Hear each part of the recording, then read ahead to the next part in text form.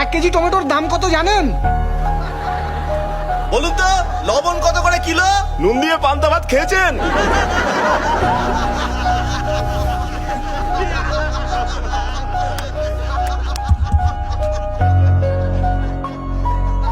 আজ আপনাদের কথা শুনে খুব লজ্জাই করছে আমার।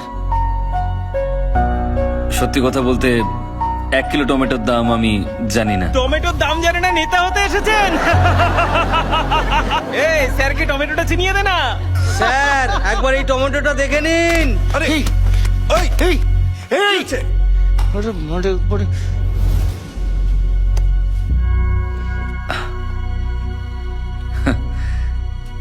কিন্তু আমি আপনাদেরকে এই টমেটো নিয়ে একটা ক্রাইম স্টোরি শোনাতে পারি।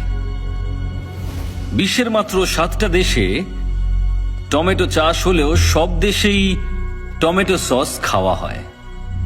আমাদের দেশে চাষ করা টমেটোর ডিমান্ড সারা বিশ্ব জুড়ে রয়েছে। কিন্তু আরো একটা রহস্য আছে, যারা এখানে টমেটো চাষ করেন তারা খুব তাড়াতাড়ি মারা যান।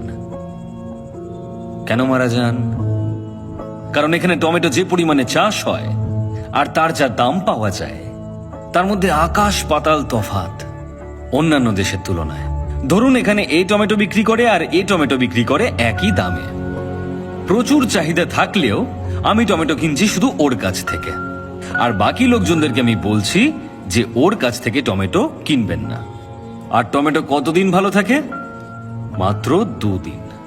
আমি কিন্তু জানি না কার টমেটো আগে নষ্ট হবে, কিন্তু দুজন বিক্রেতাই সবসময় ভয়ে থাকবে।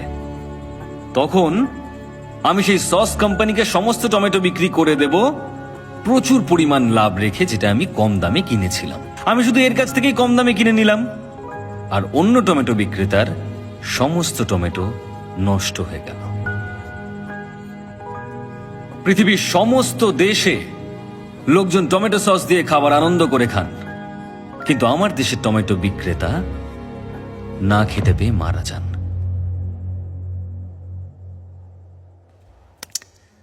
তাই পরের বার যদি আমাকে আপনারা টমেটো ছুঁড়তে চান, তাহলে দয়া করে ওই টমেটো বিক্রেতাদের কথা মনে রাখবেন। কি হলো? আপনারা সবাই চুপ কেন? কারোর কিছু বলার থাকলে বলতে পারেন। স্যার, আমার একটা প্রশ্ন আছে। হ্যাঁ বলুন না। আমরা কেউ এখানে ভোট দেওয়ার সময় যাই না, জানি যে ওটা জালি ভোট হয়ে যাবে, কিন্তু আপনি একটা ভোটের জন্য এত কিছু কেন করছেন? আপনি তো 49P সম্পর্কে সবকিছুই জানেন। ভোটের রেজাল্ট বন্ধ করে দিলেন, কোম্পানি থেকে পদত্যাগও করলেন। এসব কি স্যার? আপনারা আসল কারণটা জানতে চান? রামেশ্বরমে আমার বাড়ি। দারিদ্র্যের মধ্যে একটা ছোট্ট সাধারণ পরিবারে আমি বড় হয়েছিলাম, যার আশেপাশে প্রচুর জেলে পরিবার বসবাস করত। মাছ ধরে জেলেরা সবসময় বেঁচে ফিরত না, আর মৃত জেলেদের পরিবার তিলে তিলে অনাহারে মারা যেত। অভাব এতটাই বেশি ছিল। তারপর একটা ইলেকশন আসে। ইলেকশনের সময় সমস্ত ক্যান্ডিডেটরা আমাদের কাছে আসেন। ভোটের দিন অনেকেই সমুদ্রে চলে যান, আমিও তাদের সঙ্গে গিয়েছিলাম। আমরা যখন সমুদ্রে, সেই সময় নির্বাচন হয়। আমাদের নির্বাচিত ব্যক্তিরা কিন্তু 5 বছর শক্তিশালী হলেও আমরা প্রত্যেকটা মানুষ একদিন ভীষণ শক্তিশালী। যারা যারা ভুল বুঝে সেই সময় সমুদ্রে গিয়েছিল, তারা সবাই ফিরে আসার চেষ্টা করে। আর সেদিন নির্বাচনকে কেন্দ্র করে আমাদের এলাকায় একটা দাঙ্গা তৈরি হয়।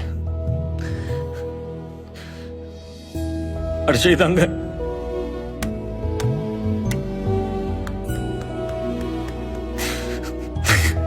দাঙ্গায় আমার বাবার সঙ্গে 13 জন মানুষ মারা যায়।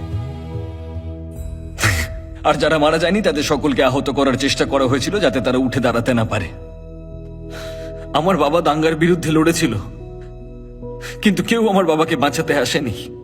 একটা মানুষ মারা যাওয়ার পর তার সমস্ত অন্ত্যেষ্টিক্রিয়া করার জন্য 2000 টাকা খরচ হয়, আর জেলেদের 2 বছর লাগে ওই 2000 টাকা কামাতে। সুতরাং মৃতের শরীর নিয়ে এসো আর সেটাকে সমুদ্রে ছুঁড়ে ফেলে দাও। আমার বাবাকেও আমি মারা যাওয়ার পর সমুদ্রে ছুঁড়ে ফেলেছি। শুনেছি সমুদ্রে মৃতের অস্থি বিসর্জন করা হয়, কিন্তু আমি আমার বাবাকে করেছি। যে নির্বাচনে জিতেছিল সে কিন্তু কিচ্ছু করেনি। জেলেদেরকে বাঁচানোর জন্য আমার মা সংগঠন তৈরি করেন, জেলের বাচ্চাদেরকে পড়ানোর জন্য স্কুল তৈরি করেন, সবকিছু তৈরি করেন। অনেক বাচ্চাদেরকে শিক্ষিত করেছেন আমার মা, অনেককে। সেদিন দেশের সমস্ত নিউজ চ্যানেল থেকে ইন্টারভিউ নিতে এসেছিল আমার। আমি যে দেশেই থাকি না কেন, যেভাবেই থাকি না কেন, আমি ফিরে আসি নির্বাচনের দিন। কে যেন জিজ্ঞেস করলো আমাকে, হ্যাঁ আমি নুন দিয়ে পান্তা খেয়েছি কিনা? আরে আমি জেলের ছেলে, আমার নিঃশ্বাসে প্রশ্বাসে নুন রয়েছে। সরি।